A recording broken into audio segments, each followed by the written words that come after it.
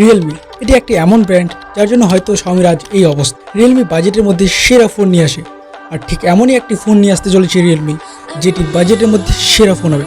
আর এই ফোনটি যদি আমি প্রাইস পয়েন্টের কথা বলি তাহলে এই ফোনটির প্রাইস হবে মাত্র 9,000 টাকা। কিন্তু এই ফোনটির লুকস দেখে মনে হয় না যে এই ফোনটার প্রাইস 9,000 টাকা। সো ফ্রেন্ডস, এই ফোনটির নাম হলো রিয়েলমি নার্জো N53।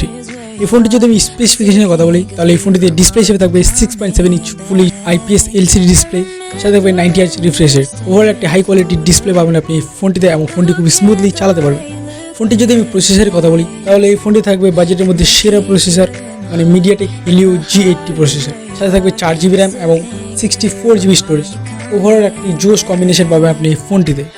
ফোনটি যদি আমি ডিজাইনের কথা বলি তাহলে সত্যি একটি অসাধারণ এবং প্রিমিয়াম ফিল দেয় এই ফোনটির ডিজাইনটি, এবং দেখে অনেকটা আইফোনের মতো মনে হয় এই ফোনটি।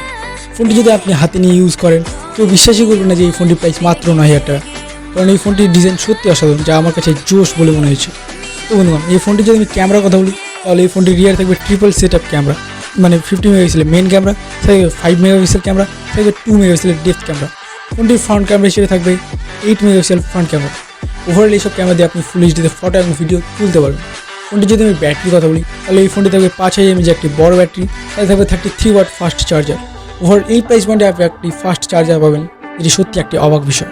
ফোনটি যদি আমি প্রাইস রেঞ্জের কথা বলি তাহলে এই ফোনটি প্রাইস 9 থেকে 10,000 টাকার মধ্যে ইন্ডিয়াতে লঞ্চ হবে। ফোনটি যদি আমি লঞ্চ ডেটের কথা বলি তাহলে এই ফোনটি লঞ্চ হবে 18ই মে। ওভারঅল এইসব স্পেসিফিকেশন থাকবে এই ফোনটিতে। ফোনটি যদি আমি কিছু কি স্পেসিফিকেশনের কথা বলি তাহলে এই ফোনটিতে থাকবে একটি হাই কোয়ালিটির ডিসপ্লে, সাথে এই ফোনটির ডিজাইনটি হবে একটি নেক্সট লেভেল ডিজাইন। ফোনটির ব্যাটারি হিসেবে থাকবে 5000 mAh বড় একটি ব্যাটারি, সাথে এই প্রাইস পয়েন্টে আপনি একটি ফাস্ট চার্জার পাবেন, যেটি সত্যি জোশ। এবং এই ফোনটি এই প্রাইস পয়েন্টে আমার কাছে একটি জোশ ফোন বলে মনে হয়েছে।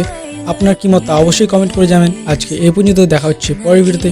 ভিডিওটি ভালো লাগলে অবশ্যই লাইক করবেন, চ্যানেলটিকে সাবস্ক্রাইব করবেন। Thanks for watching.